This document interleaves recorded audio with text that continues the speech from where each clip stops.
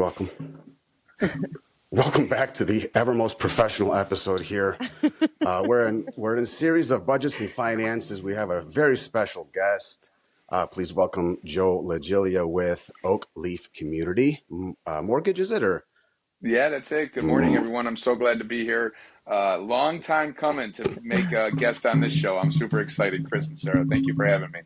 Yeah, I had to book you out back before COVID. So in case you want a piece of this, man, just so you know, you need at Good, least a couple of years out. So good. anyways, as we were talking before we went on here, the main gist of things nowadays is objections and how to overcome them and things like that. On our end, in the fitness world, the number one thing we hear and see is always, I can't afford it. When no matter how important it is. And as trainers, we have our specific set of things we're supposed to say. And through experience, we learn the way to soften the delivery of those things. Like on one end, I'll say, think about your family and got to be healthy if you want to be healthy for them. And on the other end, I'll say, I mean, a funeral is way more expensive than a training program. I mean, it's up to you. Say whatever you want to do here. You're going to Yeah, die if you don't get yourself right, right? But yeah. we're talking about a couple $100 worth of programs and things. And in your hmm business, you're talking about a couple 100,000 for something that people, they look at a home as an asset, hmm which I don't believe it's an asset at all. hmm Um, but that's a whole other conversation. But they'll look at a home as this rite of passage to adulthood, and they'll look hmm at it as a responsible decision of how to protect their money because of equity and whatnot. But they Yeah. won't look at fitness the same way. Now, you can't say, dude, if you don't buy a home, you're going to die, right? hmm So what are some things that when people don't come to you and they don't shop around, they don't walk in your office and say, hey, I'm just looking. Right. Usually it's an appointment thing, or they find you. You're the guy they have to get through you. They have to get it done. Right. hmm So how do you hear clients coming to you saying, well, I can't afford that house? I mean, usually they have something picked out. I mean, what are some things that you hear um, when clients come to you trying to help them find their forever home? Yeah, this is such a great conversation. And just right off the bat, I want to say thank you again, Chris and Sarah, for having me on. This is pretty exciting because I think this is a topic that gets underserved. And I'll tell you why. I'll share a couple different antidotes I'm thinking about as you're talking right now. And one of the things I see on a daily basis, as you guys know, being a mortgage professional, having been a mortgage professional for the last 25 years, probably will be a mortgage professional for the next 25 years. I look at hundreds of credit reports every single month. And it's fascinating to me to kind of going along the lines of the subject you're talking about here is seeing consumer behavior and how it's evolved over the last couple decades and what people are prioritizing today. Mm, And it's fascinating to me to see not just lifestyles, not just, certainly the credit card usage and things like that, but to see how when it comes to making these big decisions on how it's such a short term decision making that more common than not people are making as opposed to long term decision making. And we know in different facets of our life that the long game is where it's at. I mean, small daily decisions every single day, right? You've heard this since you were young. That all of a sudden you wake up one day after a few hundreds of those days and you see results. It's in your world, in the fitness world, it's in my world, in the finance world. And how do we get to the people that struggle making those small daily decisions that have faith that at the end of that journey, they're going to see the results they want? I can't tell you how many times I talk to people and we talk about budgeting and we talk about things and that $7 Starbucks, don't take away that $7 Starbucks because if I don't have that, I'm not going to have a good day. And so I think what we're really getting to in this conversation that I'm excited to hear your guys' input as well is how do we rewire the priority of someone that comes to you that sits down and says, I don't have enough money for my health, right? Now, I'm 44 years old. In fact, I just turned 44 last week. And it's interesting to me because the older I'm getting, I'm recognizing that this health thing that I've been hearing about my whole life is actually important. And everything is about timing in life. And I give so much credit to the 18-year-old that decides that they're gonna put themselves on a good diet that's going to give them the right amount of protein and the right amount of carbs, and they're going to drink the right amount of water, and they're going to make the right decisions on the weekends. That wasn't me. Mm-hmm. And as I came around this curve of COVID, um, I've really started to recognize that I can't move at the same speed that I did in my 20s and 30s as far as making up for the mistakes of diet, lack of exercise, things like that. And I'm recognizing now that if I don't make health a priority, there ain't no amount of wealth that's going to matter. Okay. Chris, you and I have had many conversations about this. You've known many people in your journey that have all the zeros in the bank, but unfortunately, because of health situations, none of that money could save them. Sarah, certainly with your journey as well. And so, how do we get to the crux of this conversation of people recognizing the value that they're going to receive through making an investment into their health? Um, that's a phenomenal question that I'm interested to go a few places with you guys on. But as by way of introduction, I just wanted to share that for me personally, um, I see the same struggles on my side of the business, right? I see the same struggles as trying to find out how can you convince someone to prioritize how they spend their money on all the other things in the world that I see on a credit report when I know that they're not putting it into the right place. They're not saving for the future. They're not making investments into hard assets, right? They're paying more interest than they should. Um, this is a struggle, I think, in our society that we have community leaders like yourself that are trying to address. I try to address it on my walk, but I'm still looking for the answer. But I can share more antidotes as well. But just by way of introduction, I wanted to throw up on you guys with that. So what are the things that you hear? I mean, you pull their credit report. They want a $500,000 home. They've got I think it's easy if they've got shit credit because Mm-hmm. at least then you have a place to start. For me, whenever I did anything with anybody, even back in when I did decide to use my degree randomly in product design, it's when you have to fix a problem, you don't worry about repairing a situation when there's problems all over the place and are easily identified because that's easy. Yeah. That's not white paint syndrome. That's there's scribble. How do you fix it? You worry about Yeah. things when you go there and everything seems to be perfect, right? So I Yeah. would assume, and going through it personally, when uh, someone wants to get into it and find that quote unquote forever home, and they have all of the right things checked off. They got the good credit, they've got the good debt to income, they got the good, down money and whatnot, but it still ain't good enough. Like Yeah. that's a problem. But all things considered, you know, I mean, well, let me ask you this: what is the average age of your home buyers that you're getting now?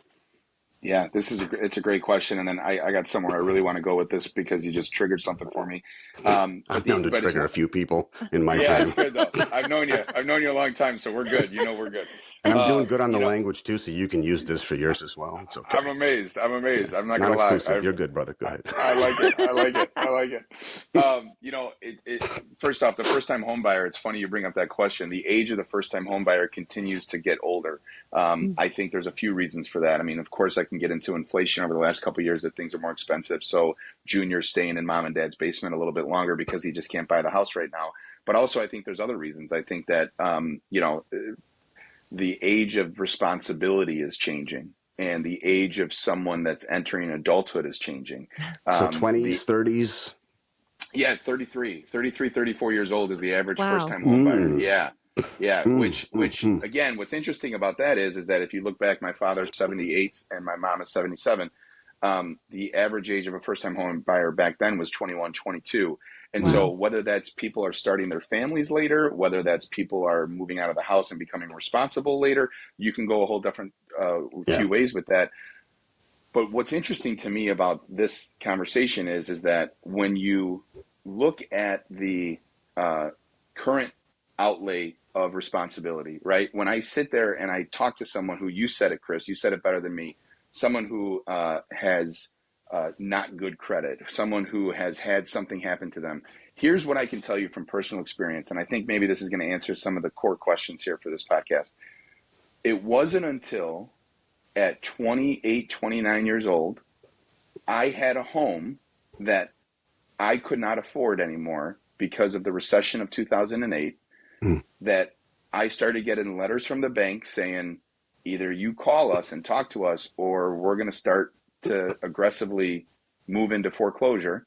mm-hmm, It wasn't until that experience where I eventually had to short sale that property and I had to move back into the basement for a couple of years to recoup and get back on my feet. It wasn't until I lost everything that I turned and did a 180 with how I did my finances and how I looked long term to grow. It wasn't until there was a pain point, and again, as fitness leaders in our community, the two of you know this better than me. People, in my experience, don't change until the pain of moving forward with their current lifestyle is greater than the pain of change. And in finances, in credit, in all of that, it is universal. And Yeah. it's not until I sit there with someone who shows me a credit report where they got 90 and 120-day lates for every single account, pages of it. They look at me and they say, "We're losing our house, Joe. We don't know what to do." That client that comes back to me after they take my sound advice a couple years later, and now their credit scores back up to the 700s, they've eliminated all the crap that got them in there in that place. It's not until they come to me and they go, "Joe, I had to go through that in order to get here." And I can speak from experience saying I had to go through it in order to get where I'm at. So mm-hmm, how does that relate to health, right? That's really interesting because I heard that triggered something for me too when Chris said that about, it's easier to help somebody where there's a clear problem, right? You see the problem. And we do custom plans with people all over the place who, when people come to me and they're like, I want a fitness plan. Tell me about your plan. And I tell them about it. I tell them how much it costs. They're like, done, in, let's do it. A lot of times those people are the ones who fall off quickly. Mm. They're the ones who really struggle to stick with the plan, or they don't stick to the plan at all. Or a couple weeks later, I just never hear from them again, even though they've already bought this plan and bought into the coaching. And it's the people who are like, I'm really not sure. I'm so nervous. This entire thing scares mm-hmm. the crap out of me. Those are the people who really surprise themselves and they Yeah, succeed. They do so well because, and I think it goes back to exactly what you said. because They've they've hit got a skin in rock the bottom. game. Yes, they've got something that they're like, I have no other choice but to change this, or Yeah. I'm going to continue to be miserable. They have that realization, whereas other people are like, well, this ain't so bad. I can Mm-hmm. just So, Joe, keep going how this do way. you help those people budget and finance? Like, when we get those folks to come in and say, what Sarah's saying, and a lot of the times those that are not worried about money, I mean, they're not, they treat it as anything else, so they don't really know why they're doing it. I mean, just because you can don't mean you should. I mean, you both have heard me Mm-hmm. say that for like years now. And so they Mm-hmm. don't value it. You know what I'm saying? When you buy shit with your own money, it's a different story. Like when you've had to really make some changes in order to get something done, you have killed off the person that you used to be or the person that you are so that you can become the person you need to be for the Mm-hmm. better for whoever is your muse. Then things change and your perspective changes. But it's easy to deliver that in a personal, an interaction. I don't want to say product or service, but in training and an exercise. While I think many folks would disagree and say, I've been working out for a week. How come I haven't lost 50 pounds? And then I'm there to like give them the backhand because that just don't make no damn sense. But there's Right. still a tangible, like you go and kick your own ass for an hour, you're going to feel different than when you walked in. Mm-hmm. You Yeah. get a mortgage, you're locked in, probably paying, especially nowadays. Joe, you talked about interest rates. I think I wrote down a little ditty for you here. 2021, we're at 3.3%. 2022, we jumped to 7.29. Now we're at over 8%. Whew. I'm Yeah. probably one of the guys that you're talking about also that called you. Now, while I didn't necessarily have that rock bottom moment with you, though I have had it Mm-hmm. having to file bankruptcy like 15 years ago, Mm-hmm. I'm in a position where I did get to where all of the qualifiers are there. Yep. But now it's like, is it worth it to even do? Yeah. Right? So, Yep. and I've had clients in the past that where money is not a thing. We have a few clients now where, they're well off. They've done very well for themselves, and they come and they do what they do and they buy what they buy, and have had to really dig and figure out why do they continue to do this for themselves. And you realize it's more than just like some just need to keep their brain busy. Some of them are training for something. Some of them are bored. Some of them want to look like something they may or may not ever look like. So we have to help budget not the money, but the time they spend thinking about goals. And for those that can't afford it, I mean, you would know it's easy to sell a high 6-digit deal to somebody because they don't look at the number. They don't look at what you're going to spend at the end of that 30 year. They Never. look at what they can afford per month. That's the Correct. beautiful part about consumer financing, right?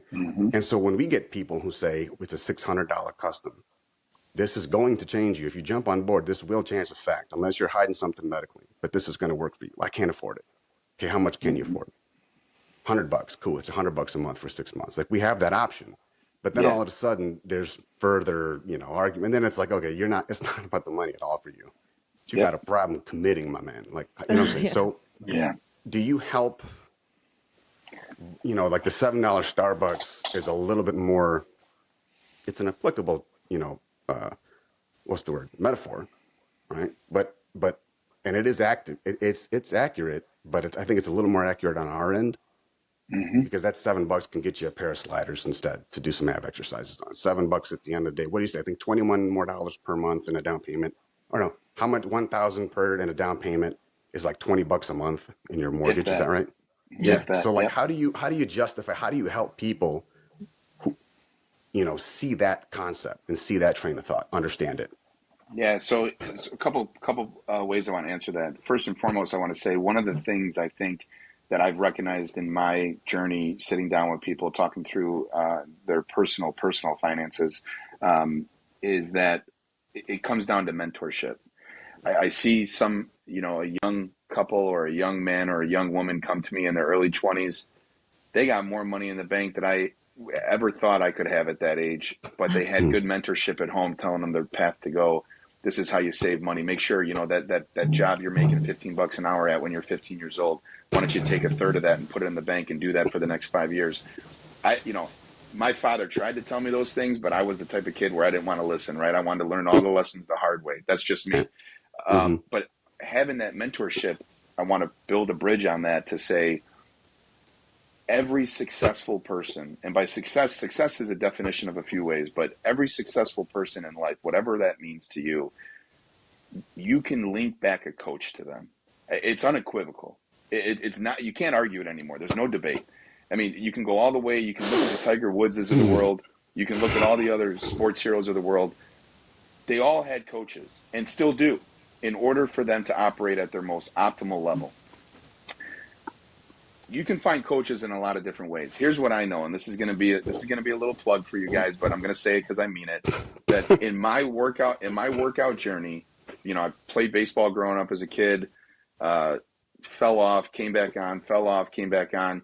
The greatest success I've ever had in my fitness is when I partnered with you guys as to be my coach. It's the greatest I've ever had, and I don't think that is a coincidence. What I mean by that is that having that coach, if you don't have that mentorship, if you didn't learn the disciplines as a kid to eat healthy, exercise every day, do this, do that, drink water, if you didn't have that as a kid, which a lot of people don't have, and that didn't carry over into your adulthood behavior, you got to have a coach. You got to have somebody that's saying to you, hey, you're getting ready to fall off again. I know this.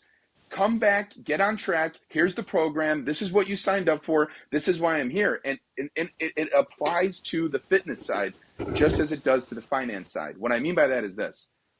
I have people who come to me. I pull their credit, Chris, Sarah, and I say to them, listen, I can't help you today. I can give you the direction that 6 months, 9 months, 12 months, 18 months, you will be a homeowner. You just said it, Chris. You said, here's the program. You do this, unless there's something you're not telling me, you're going to get in shape. You're going to lose that weight. You're going to feel healthier. You're going to be able to walk up those stairs without breathing heavy. You'll do it if you follow the program. Same thing in my business, Chris and Sarah. I sit down and I say to somebody, listen, I'll stay in track with you. I'll reach out to you. I'll put an update in my calendar to reach out to you every 3 months, see how you're doing. Did you put that money away? Did you pay off that credit card like I told you to? Did you work with the creditor to be able to get that stuff removed off your credit? Whatever it is. But at the end of the day, if they don't listen, Chris, Sarah, if they don't do it, I say to them, I'm going to be here for you, but I can't do it for you. I can't do it for you. And again, everything in between the people that come to me and they got all their stuff figured out, I feel like they are much farther along than I ever was at that age, and they have it all figured out wherever that comes from, to the people that are 50, 60, 70 years old and they still haven't figured this thing out yet. Everybody in between, you got to meet them where they're at. And that's what you guys do. That's what your program does. And so how do you help that person that's not willing to make that commitment? Dare I say commitment? I in my business, sometimes it hurts. I tell them, you haven't hit rock bottom yet because you aren't making the decisions that are going to get you closer to your goal. So I don't know if it's another bill in the mail that you're going to get that's telling you that you're overdue. I don't know if it's the water getting turned off.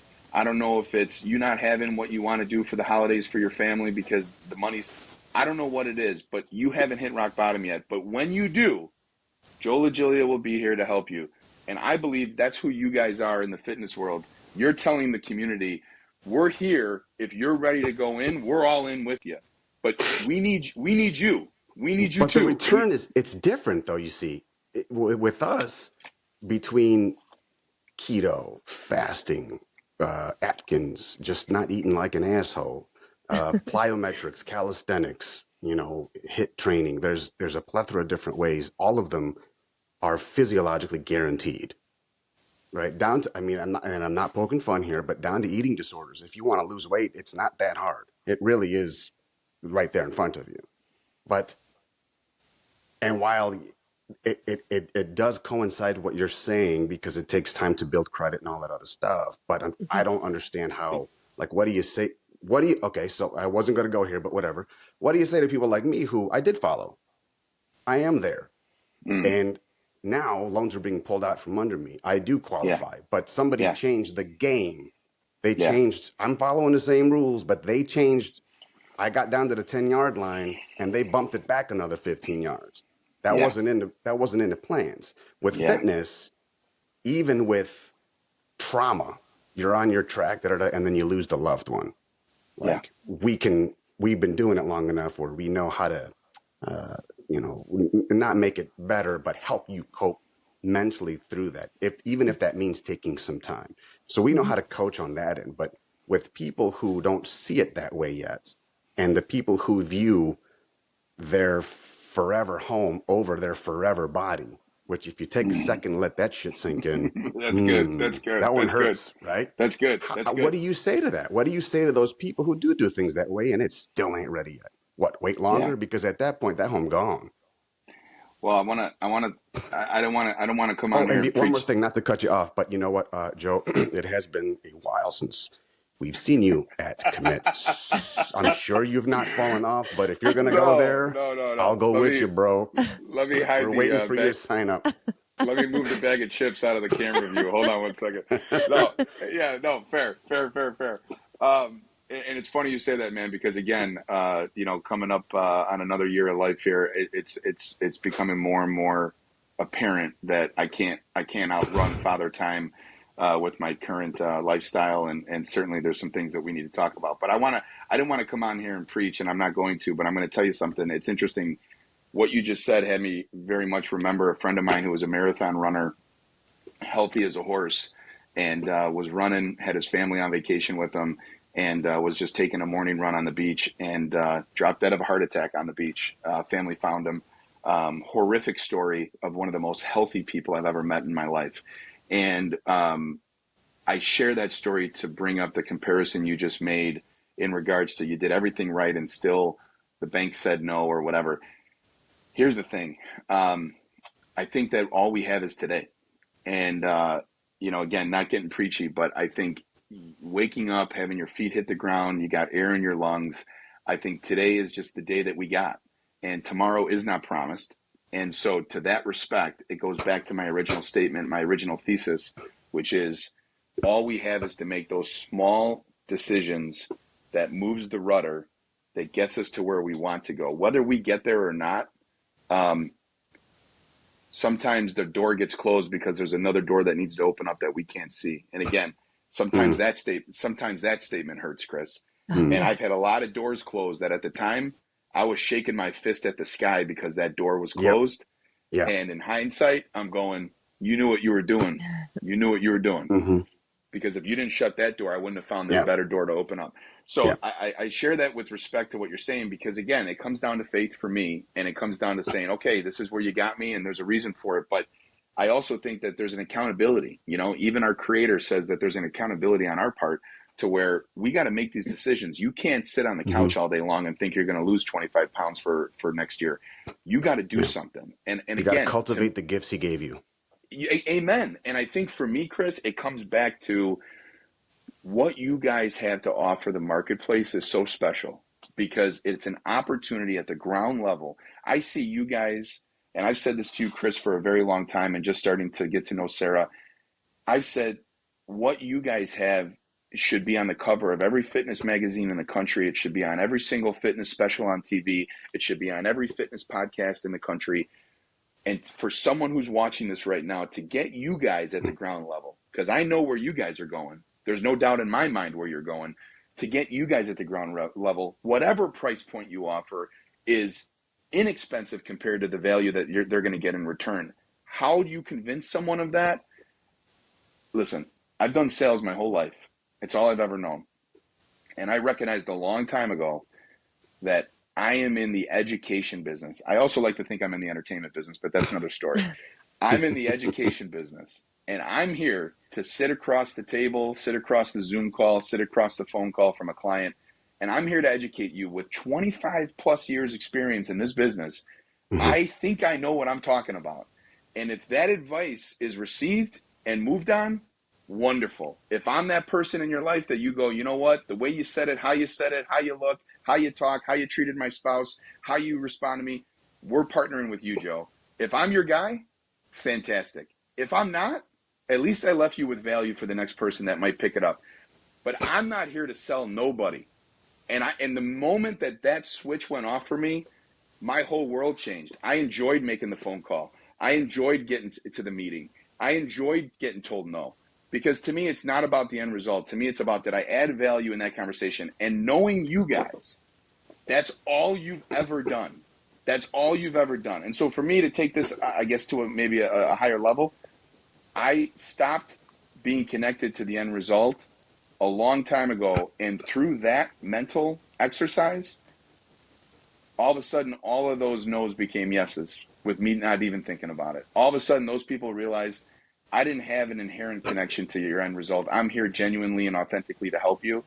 And that's what you guys do. And, you know, again, I know, just because I know how much you guys care, when someone listens to your guys, value and advice, and they turn around and they walk out the door, and you know that their life could be changed if they took that step forward with you, and they don't, trust me, that affects me too. When somebody doesn't take my advice, and I know that they're going to stay in the same old rut, that affects me. But at the end of the day, I stay present, right? I built Mm-hmm. systems to where and I know you guys have the same systems. I Yep. stay present. I'm here for when that time comes. So I don't know. That's what's on my heart. That's what I wanted to share about that. Yeah. I mean, I don't want to say leaps of faith, but understanding that God, I think people misunderstand that cultivation of gifts and the whole mysterious ways adage, because it's hard for people to comprehend the fact that, the worst of times, you don't know that is the absolute. Okay. I Mm-hmm. think God does stuff. You just don't know what he's saving you from. Yeah. What is the alternative? It could very well be something awful, something worse than whatever it is, you're going through. So if I'm hearing you right, you're saying that what you would tell to your clients that are trying to find their forever home is you give them the best tools that they've got, that you can give them, and the best piece of advice, and you tell them to keep, have faith and truck along, and these are the things that we have known to work, and here's what you can expect in an outcome. But there is no one else that can get it done for you except for you. Is that right? I'm saying that, and I'm saying one more thing. It's really difficult at times to try to put people into a future place, right? Because I just got done saying that you live for this moment, right? Today's the day we're given. But when I think about what you guys do, and I'll bring it back to me, I couldn't imagine working the grind that I work every single day and trying to get to this end place that people call retirement, whatever that means, Mm. and not having that 10, 15, 20 years to be able to enjoy my kids, my grandkids, to be able to be there in their lives, to be able to serve them, to be able to be a comfort to them, to be able to serve my community, to be able to find a second job, a second career that I fall in love with that's not about the money, that's about, just helping. It's amazing to me to think that not sitting down with you guys and getting on a program, it could be that simple that could give me those 5, 10, 15, 20 years.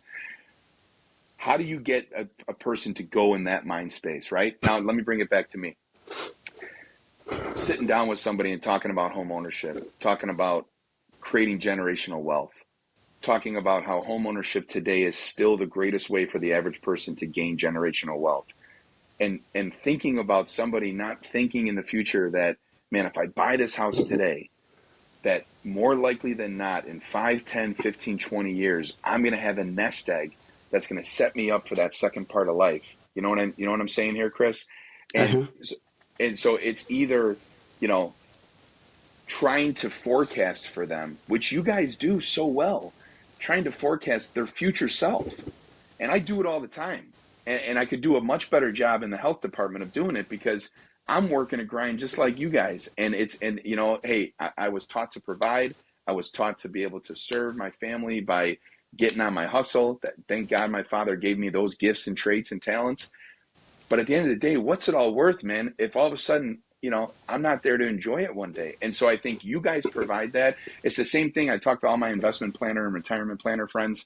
They're like, Joe, we have a retirement epidemic in our country. We have a retirement epidemic where Generation X thinks that they're retiring at 60 and 62 and no one's saving any money.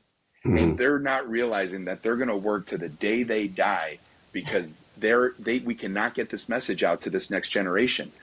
How do you forecast, right? I think you do it by just meeting people where they're at, and you try to see their future self. Chris, you did this with me in the coaching program we were a part of. You continually talk to me about, Joe, where do you see yourself on day 90? Where do you want to be, Joe? Let's talk about it. And you continue to put that mirror in front of me, and I got there. And I got there because of you, because of the coaching. And so I think forecasting for somebody is important. I think allowing them to not only establish their dreams, but be able to see farther with them. That's what a coach does. That's what you guys do. That's what I try to do with my clients as well. So, I sound like a very much a hypocrite as I just got done talking about live for the moment, live for today. That's all we're promised. But I think it's foolish. And I know it's biblical, and I'll find it and I'll send it to you. But I think we got to think about tomorrow. And I think that's how. Mm. Sarah, do you have anything? I'm just taking this all in. Finances are like not my forte. I think, So, Joe, you talk about the marathon guy, Mm. oh right? gosh, Often, how but often do you hear that? I think we would hear more of it if social wasn't neutered. I think there's way Yeah. more going on. Yep. Mm-hmm. But again, different podcast. Yeah. But I always found that people who show me, oh, listen to this, Chris. It's a marathon, not a sprint. Marathon, not a sprint. How are you going to get to your goal? It's a marathon, not a sprint. You want to buy the $600,000 house? It's a marathon, not a sprint. Like the problem with the economy is it's in basic spinal integrity of the damn thing is macroeconomics. And Joe, we talked about that. We are just not in control. I understand how to make money. Interest is how everything goes around. Cool. Let's just keep on printing shit. Mm-hmm. When I think about the marathon analogy I'm about to give you, maybe you guys have heard it. I think this is the reason why I chose and am choosing at the moment, at least, not to go kill myself for an 8+% paying damn Mm-hmm. near double for a home I don't even own. Some random Mm-hmm. bank is going to own it. Now, the part that sucks is the rules changed and easier my plan B, C's, and D's. And I'm not used to taking a D, but I did this time. There are certain losses you get that not even them are coming through. So now I got to figure it out. But because of this analogy, and I think the people who want to lose weight that are impatient, I think the people who want to buy a home that are hopeless should really take this to heart. When people say to me, it's a marathon, not a sprint, I want to slap somebody because I don't know if people actually understand the average time for a marathon per mile is sub 4:40. I mean, it's like 4 minutes and 30 some odd seconds. Now, if you don't run at all, let me put this into some context. 4 minutes and 38, 40 seconds or whatever per mile. Oh. That is a sprint. That's a sprint, man. Okay?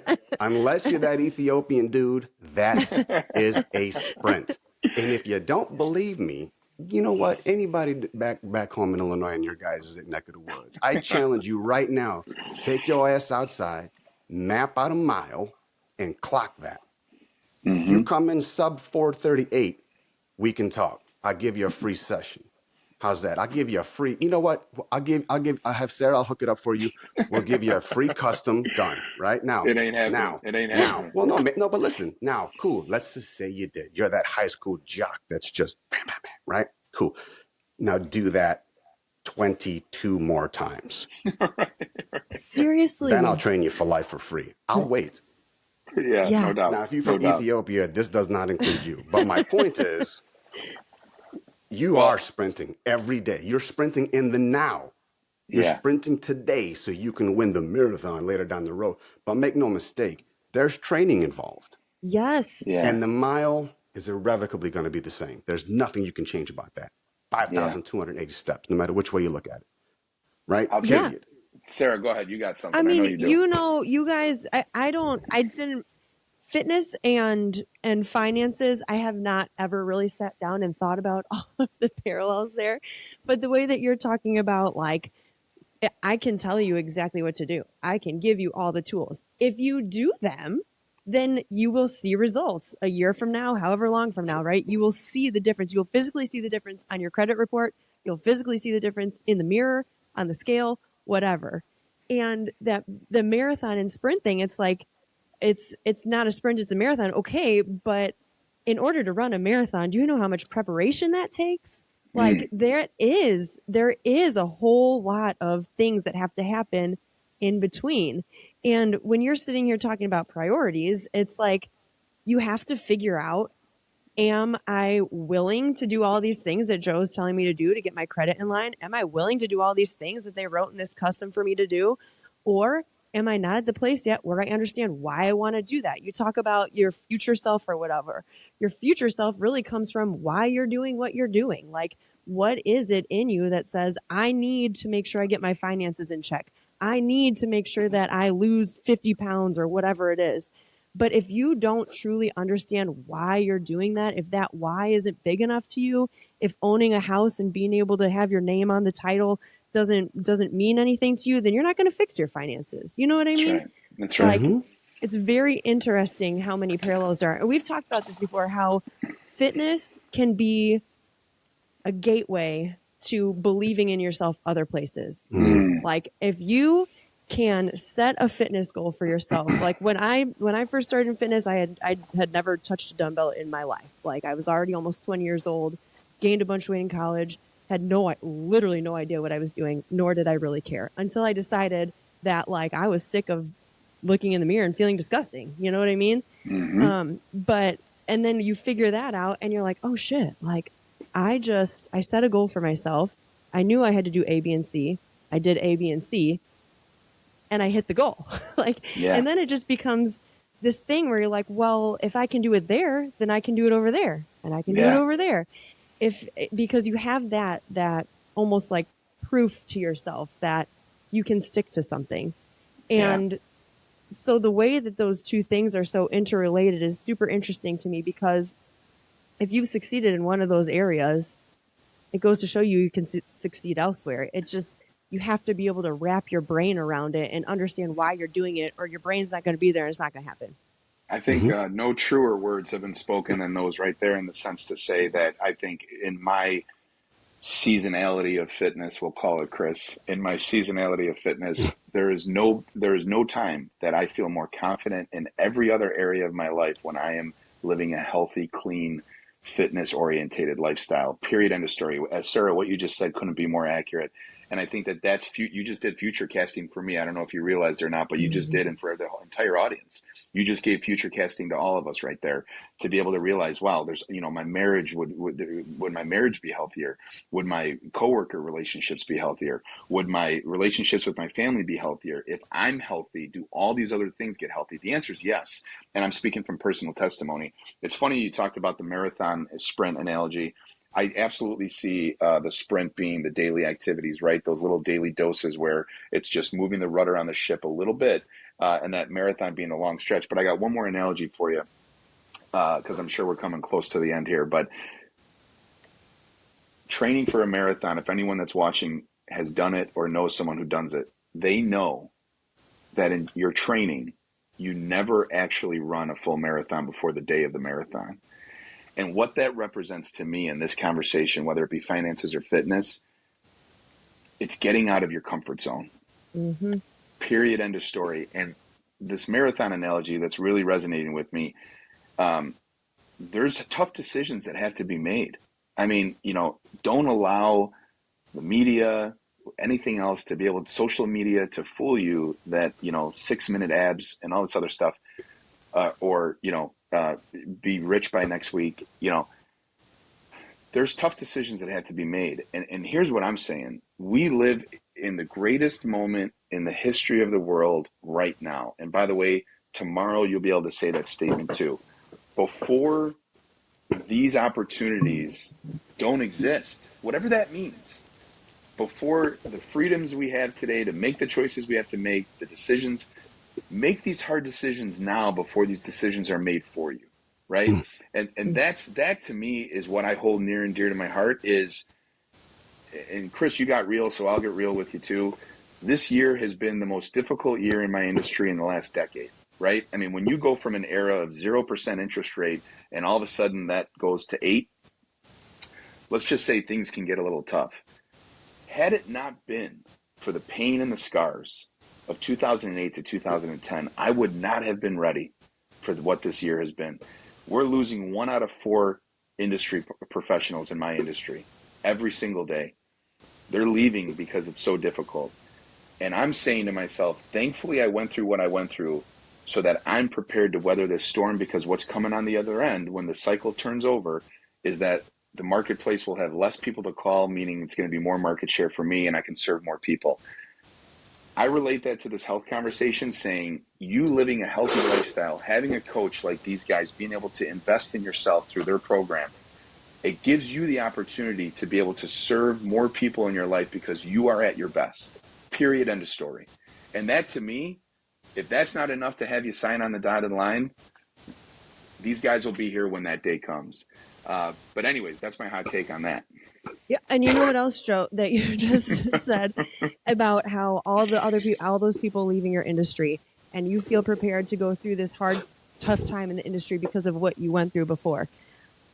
Would you say that part of what keeps you going now is somewhat of a fear of ending up back where you were back then? Yeah. I'll tell you straight up. I went through that without a wife and without kids, and I barely made it. Certainly things are driven by fear. And the thought of going through that with a wife and kids is something that I will never allow to have happen if it's in my control. And I will make small decisions every day to set my family up to where they will never have to go through what I went through. So yes, I would definitely say that sometimes fear is good. And the fear of having them go through that is something that I never want to see realized. And that is exactly why you're going to continue to be successful while those other people are quitting, right? Amen. Like I mean, there's been a million opportunities for me to walk away from fitness since I started. I had cancer when I was in my early 20s. I've got a couple kids, lots of moves, all sorts of things. And what keeps me going is being afraid of getting stuck in the place that I was before. And I think that goes for anything, whether you're talking about your career or your fitness or buying a house or trying to get yourself up from bankruptcy. Understanding what those fears are and allowing those, understanding what those fears are and how they contribute to your motivation, right, is something that can be really powerful that I think a lot of people miss. It's not fun to look back at what you're afraid of, and it's not fun to look back at all your failures from the past. Yeah. But when you do, it helps you dig deep and find those things that are going to make you want to keep making those small choices. You know what I mean? So good. I see. Okay. What? You Well, got something, Chris? we are getting close to time, so let me just say this: we talk about fear a lot. We have our fear guide, which is free always. Which we should send a copy to Joe, just because I think it'd be something that everybody can hear, and I think he'd really appreciate this to read it and see it. But listen, fear, I don't believe in it. All right, people generate fear because they don't know what they don't know, and that bothers them. They don't know what they're really afraid of when starting a program, or can I make this monthly payment, is not that. It's not even quitting. It's not foreclosing on a house. It is, what do I do if something goes wrong? Because I've never done it, so I don't know how to fix it. We talked about that in an earlier podcast about having kids. First time parents are always a basket case. Second time parents are GI Joes. It's like, okay, the kid fell. Was it more than 2 feet? If not, cool, brush it off. Like, your experience, and the experience trumps the fear, right? I think it is okay to be afraid. I do not think it's okay to stay afraid. I don't think it's fear that drives either of you to continue being successful in your own regard. And it's not motivation, Sarah. It's inspiration. You are inspired by the fact that you beat that shit. You came out on top. And it is, you may speculate that bad times are coming back or could come back. But I think deep inside, we know that it's not if, it's when. And when they do, because you went through it in 08, 09, when they come back, you're ready, regardless if it's a pop-up pandemic and all of a sudden shit shuts down fast, and it's unprecedented in our generation. But now that we've gone through it, you're almost ready for anything. Yeah. And how you use that. I mean, are you going to be the person who waits for the heart attack before you get your shit together? Are you going to be the person who waits for the eviction notice before you finally figure out that you can't swing what you're doing and your kids have nothing to eat? How long are you going to keep feeding the kids ramen before you realize the joke of college eating is not funny anymore? What's it going to take? What is going to inspire you? If someone can't pound in your head the future and you can't see it finished in advance, I bet you can see the worst case scenario, because we are notorious for doing that to ourselves. So do that. Yep. See for yourself. As long as you are able to see that there are options to stop that from happening. Like Joe, to your point about the mentorship, I'd like to think I'm fairly successful, at least in effort. I don't have a mentor. I've never had one. And I'm not going to be that guy like, oh, my mentor is my failure. Like, being 45, going to be 46 years old in a couple months. My mentor is, when I went bankrupt and all, like, my mentor is my life, the things that I've had to. I held my dad when he died in my arms. That's my mentor, is the pain. You know what I'm saying? So I guess I try to connect the emotional intelligence to action. It's why giving Sarah a shot, leaving teaching for however many years to become a trainer too. I mean, what you said, Joe, about helping folks by doing the right thing, and what's, when I bought my last house that we moved from in Illinois, like, you helped me out of the goodness of your heart.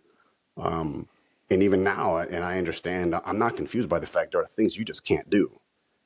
But I made sure that you knew that I know the score of the things that control your market, just like I do with our clients. Like, we got social media. If I see you eating a ho-ho and you talking about trying to lose this weight, nah, drop this first, or bring it to the gym, eat that shit while you're doing a plank or running your 20-minute mile, and pick one, because you can listen. If we say all the time, you can't have both.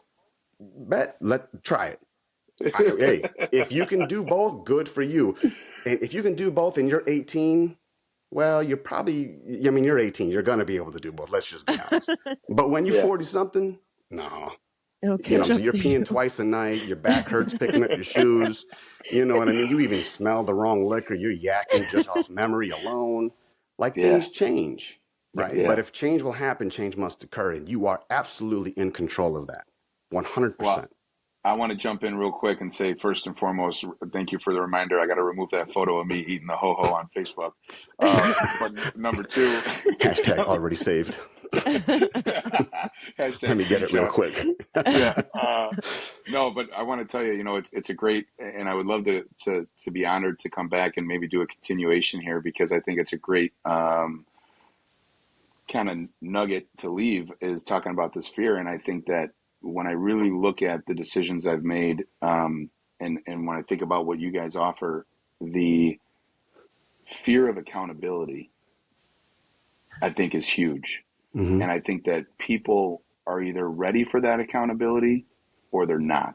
And I think when they sign up for a program with you, when they sign up for a program with me, when they have to face the thing that they haven't faced that got them in that place, they either overcome that fear of accountability or they run from it. And I think to me, that's the gift that you guys have to offer is that accountability. And again, you just said it perfectly, Chris, when you said how change has to happen. And I think that accountability is key in every area of life. But when we're talking about our health, I mean, you got to have that accountability, and that's what you guys offer. That's what you guys offer. So this has been really special. I can't thank you guys enough. This is, like I said, I would love to be honored as a future guest, maybe to do a little continuation because I got a feeling we all got a lot more to say. Or we can be on your podcast next. Absolutely, yeah. So thank you for If I'm good enough now, to be honest, because the thank you. last time Thank you for the segue. I Yeah, was and any one of your audience who's watching, Chris, I'm going to take that segue and run with it. I'm going to shoot my shot. uh-huh. If you want to go ahead and follow me, just link up with me on Facebook. You can follow me over at just Joseph Legilia. That's my name. You can connect to all of my socials via that. I run a Saturday morning podcast from 8 a.m. Central to 9 a.m. Central every single Saturday morning. It's a collaborative show where you can jump in the show. You can join and jump in the comments. As Chris mentioned, we're going to have Chris and Sarah on as guests very, very soon. So we'll make sure we broadcast that. But the name of that show is Office Hours Live. It's just an opportunity to bring the community together. Same thing that this show does, just bring people together, bring ideas together, try to lift everybody up. We believe all ships rise with the tide. So thank you. Thank you for that opportunity, Chris and Sarah. So if you're looking to get into your forever home, Joe is the guy to call. Let me just tell you from experience. I mean, I'm in Oklahoma right now. His new business merger, he's working on the licensingship to help a brother out here in Oklahoma. And he has told me he's dedicated. I'm a top priority to him being 700 sir. miles away, that he has Yes, said sir. he is working towards finding me a solution. Isn't that right, Joe? Yes, sir. Yes, sir. On Shoot the my record. shot. Fantastic. On the record. All right, On man. the I record. appreciate your time, man. Yeah, I love you Thanks, both. Joe. Absolutely You love too, you brother. both. Love what you guys do, and just listen. Anybody that's watching, I can tell you from personal experience. I got the pictures to prove it. You can go ahead and search on Facebook. Link up with me and Chris on Facebook. I got pictures to prove it of me sweating my butt off in their gym. They're the real deal. Go ahead and make that call. Take that leap of faith. Let this be the day that you do a 180, turn your life around, and go ahead and find what's on the other side. I appreciate you guys. Thank you. Much love. Talk to you soon, brother. Thank you. Peace.